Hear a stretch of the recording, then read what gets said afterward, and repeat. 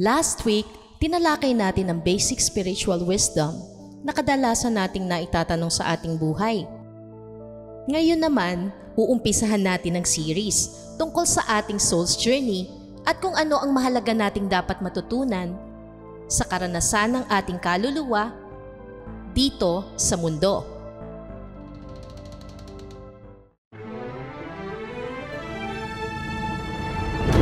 Sa ating mundo, ang lahat ng buhay ay patuloy lang sa paglalakbay. Iba't ibang karanasan man ang ating tinatahak, may hatid na aral sa ating tumatatak.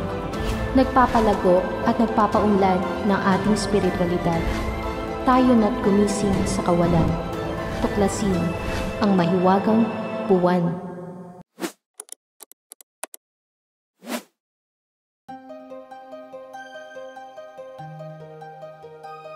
Take a deep breath, makinig at unawaing mabuti ang Spiritual Wisdom, a Guide in Times of Chaos. Number 1. Lahat ng bagay ay may dahilan.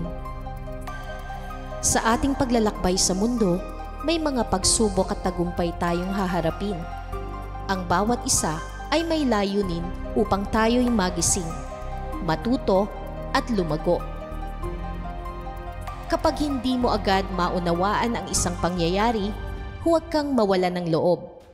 Minsan, ang kahulugan ay lumilitaw lang kapag handa na ang puso. Number 2. Ang tunay na kayamanan ay nasa kalooban. Hindi nasusukat ang tagumpay sa dami ng ari-arian o pera. Ang kalinisan ng puso, kapayapaan ng isip at lalim ng pagkakaunawa sa sarili at sa ating lumikha ay mas mahalaga kaysa ano paman. Number 3. Ang buhay ay isang paaralan. Bawat araw ay may leksyon.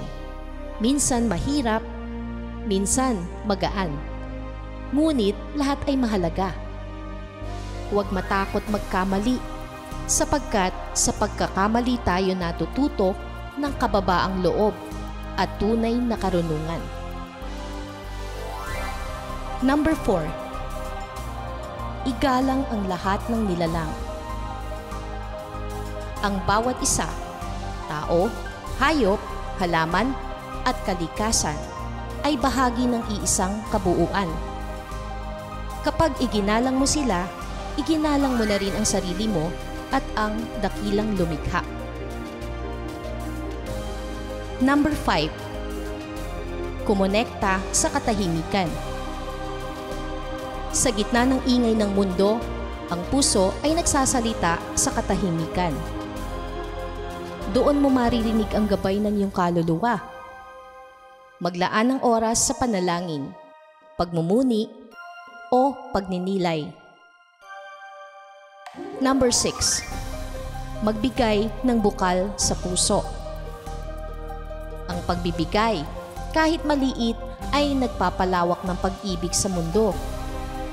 At sa pagbibigay, tayo rin ay pinupuno. Number 7. Huwag kalimutan kung sino ka.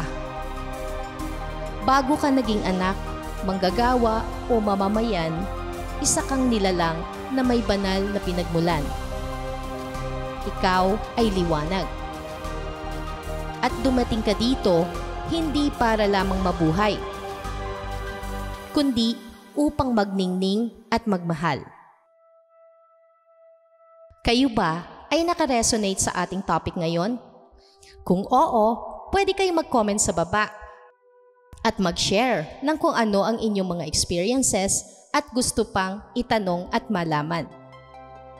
So, yun na lamang po muna. Peace, love, and light. Thanks for watching.